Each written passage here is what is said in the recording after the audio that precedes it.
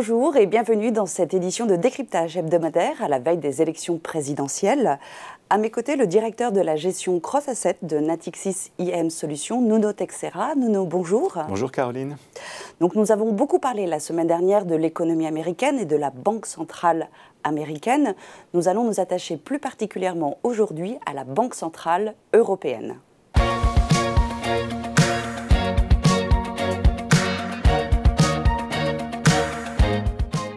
Donc nous observions jusqu'à maintenant une désynchronisation des banques centrales avec une banque centrale américaine plus engagée dans sa politique de normalisation, avec déjà des remontées de taux directeurs identifiés et effectifs. Aujourd'hui, on remarque que la Banque centrale européenne se réveille. Est-ce qu'il n'est pas trop tôt pour elle de relever aussi vite et dès maintenant les taux directeurs ? Alors, on a de l'inflation des deux côtés de l'Atlantique. La différence, c'est que l'inflation américaine est davantage liée à des composantes internes, aux 2 tiers, alors qu'en Europe, dans la zone euro, c'est plutôt 2 tiers des composantes externes, l'énergie en particulier. Donc il était logique que la BCE tempère un peu ses intentions de normalisation de sa politique monétaire, tout simplement parce qu'elle ne peut pas faire grand-chose contre la hausse des prix du pétrole ou du gaz ou du blé, qui sont des dimensions qu'elle ne peut pas contrôler. Mais aujourd'hui, on a un petit peu plus de visibilité sur l'énergie. Les prix de l'énergie se sont relativement calmés par rapport à ce début d'année. Est-ce que ça, c'est aussi l'une des raisons pour lesquelles elle intervient dès maintenant ? Alors, ils se sont calmés à très court terme, mais ils peuvent très bien repartir, notamment s'il y a une décision d'embargo de la part des Européens sur le pétrole, et puis pourquoi pas dans quelques mois sur le gaz également.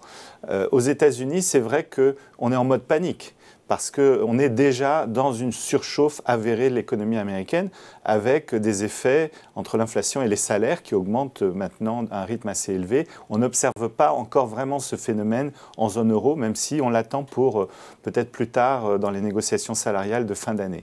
Donc la BCE, elle ne peut pas ne pas tenir compte de la politique monétaire américaine, parce qu'il ne faut pas oublier une chose, c'est que si les taux courts américains, notamment les taux à 2 ans, etc., commencent à remonter, et ils l'ont fait déjà de manière assez significative, eh bien ça entraîne le dollar à la hausse. Et qui dit dollar à la hausse dit des produits importés en dollars, pour certains comme le pétrole, qui sont d'autant plus renchéris. Donc, à un moment donné, ça a aussi un impact sur l'inflation de la zone euro. Donc, la BCE ne peut pas rester inerte, parce que certes, on attend le pic de l'inflation là au deuxième trimestre. Après, ça devrait se calmer un petit peu. Comme vous le soulignez, les prix de l'énergie vont quand même se calmer, mais on va avoir quand même une inflation probablement en fin d'année entre 4 et 5% en zone euro, ce qui reste largement au-dessus des objectifs de la BCE. Et justement, par rapport aux devises, le dollar versus l'euro, c'est ce que vous expliquiez. Donc, on va avoir aussi un euro plus fort du fait d'augmenter ces taux directeurs on empêchera en tout cas un affaiblissement supplémentaire de l'euro, puisqu'il s'est déjà affaibli depuis le début de l'année, avec évidemment les tensions géopolitiques. On a tendance à se réfugier sur le dollar, qui est la devise, on va dire, refuge par excellence, mais aussi du fait de ce décalage de politique monétaire. Alors, il y a 2 dimensions d'ailleurs dans la politique monétaire, il ne faut pas l'oublier. Il y a la dimension taux directeur, et il y a une dimension aussi qui est importante, c'est les fameux achats d'actifs. On l'a vu, la Banque centrale européenne va arrêter, c'est ce qui avait déjà été annoncé. Là, la surprise, c'est plutôt au niveau des taux directeurs. Son programme de rachat d'actifs, l'un s'est terminé là au mois de mars et le second s'arrête mai ou juin, je crois. Oui, il y avait le programme exceptionnel lié à la pandémie qui s'est arrêté assez logiquement fin mars. Mais il y avait un programme plus ancien qui était toujours en cours et qui va s'arrêter à la fin juin. Donc il faut quand même rappeler que depuis 2014, l'intervention de la BCE sur le marché obligataire a été massive et a permis finalement d'aider au financement de la dette des États. C'est quel montant à peu près ? Alors c'est 5 000 milliards d'euros depuis 2014. Donc c'est colossal, c'est en rapport avec ce qui a été fait également aux États-Unis. Et donc ça a permis finalement une situation qui est complètement exceptionnelle, avec des taux qui sont toujours extrêmement bas. Il faut le rappeler, on a 1,40 sur l'OAT à 10 ans française. Alors sur l'OAT, voilà, l'emprunt du Trésor français qui était à 0,20, donc quasiment rien en début d'année. Bon, là, ça a remonté un peu, mais on reste avec des taux extrêmement bas, surtout au regard de l'inflation. Donc les États, pour l'instant, continuent à avoir un coût de leur dette.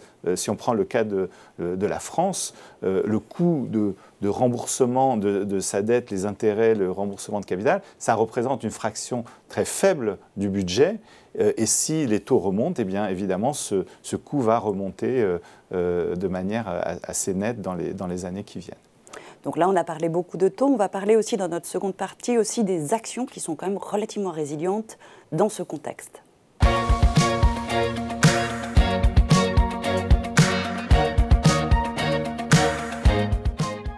Donc on a quand même un contexte qui reste assez lourd, hein. Le risque géopolitique est quand même, n'est pas écarté. On a aussi cette problématique sur les chaînes d'approvisionnement avec à la fois la guerre en Ukraine, mais aussi on parle régulièrement de la Chine qui, elle, reste confinée du fait de sa politique zéro Covid. Aujourd'hui, si on regarde, on a aussi une économie, donc on l'a vu, en surchauffe aux États-Unis. Donc je dirais le contexte n'est pas quand même très très positif, mais le marché des actions résiste néanmoins aujourd'hui. Sur ce marché des actions, quelle valeur on va aller chercher en tous les cas? Quel secteur on va privilégier? En fait, on a une dispersion assez forte entre les valeurs et les secteurs, aussi bien aux États-Unis qu'en Europe. Il est clair qu'on est dans un contexte de remontée de taux obligataires. Ce n'est pas très bon de manière générale pour les actions, parce que quand on essaie de valoriser une action, eh bien, en général, on compare le rendement des dividendes qu'elle offre par rapport au taux sans risque. Alors c'est compliqué parce que c'est pas très bon pour les actions, mais c'est pas très bon non plus pour les obligations. C'est toute la difficulté en ce moment pour les gérants allocataires, c'est qu'effectivement, on n'a pas du tout envie d'avoir des obligations, parce que là, pour le coup, on a un faible rendement et beaucoup de risques. In fine, il faut quand même rappeler des ordres de grandeur. Aujourd'hui, sur un indice obligataire représentatif des obligations de la zone euro, on a perdu à peu près 7,5-8% depuis le début de l'année. Et depuis la fin 2020, on a perdu plus de 10%. Donc c'est quand même assez important comme perte pour un actif qui est censé défendre le portefeuille dans les périodes de difficulté pour les actions. Les actions, elles ont un peu souffert. Elles ont d'autant moins souffert qu'on est diversifié internationalement. Pourquoi? Parce que même si le marché américain a baissé, il a moins baissé que la zone euro, ce qui est logique, le conflit est en Europe. Et puis, on a bénéficié de la hausse du dollar. Donc finalement, sur un indice d'action internationale, quand on mesure la performance en euros, on est autour de moins 3%, ce qui franchement n'est pas énorme comme perte. En revanche, si on est sur des actions de la zone euro qui ont été les plus impactées, on est quand même sur des performances proches de moins 10. Donc là, on a davantage souffert. Et puis l'autre dimension à prendre en compte, c'est qu'il y avait dans le marché l'année dernière une dichotomie entre les valeurs de croissance qui continuaient à être plutôt portées, et puis les univers plus traditionnels, plus value, qui étaient moins... On peut dire plus défensifs? Plus défensifs, oui. Pas forcément, parce que en fait, ce sont des valeurs plus cycliques. Et donc, elles avaient été, depuis 10 ans, assez pénalisées. On cherchait de la croissance, les valeurs de croissance, les valeurs technologiques, etc.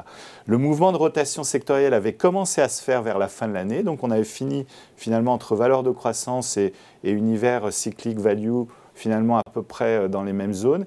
Et puis alors la rotation s'est accélérée depuis octobre-novembre.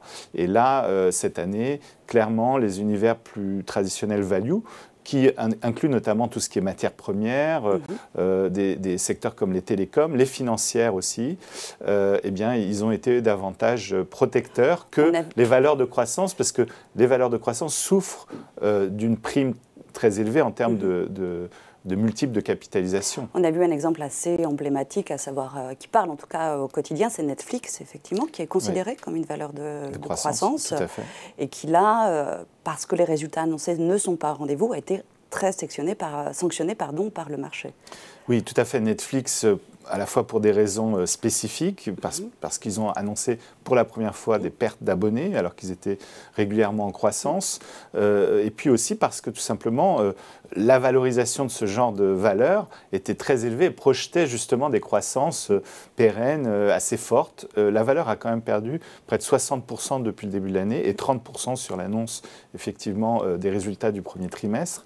C'est quand même colossal, et ça montre à quel point une valeur qui semblait emblématique peut tomber de son piédestal. On a vu d'ailleurs le phénomène pour Facebook aussi, qui a perdu 40% de sa capitalisation boursière depuis le début de l'année. Et globalement, les GAFAM ont perdu à peu près 30%, ce qui est quand même la seule qui résiste bien, c'est Apple, mais des Amazon, etc., ont perdu 15% depuis le début de l'année. Donc on voit bien que le secteur de croissance souffre à court terme. En tout cas, ils subissent une baisse de leur multiple de capitalisation. On ne valorise plus avec le même multiple les résultats, même s'ils sont corrects. Du fait de l'augmentation ?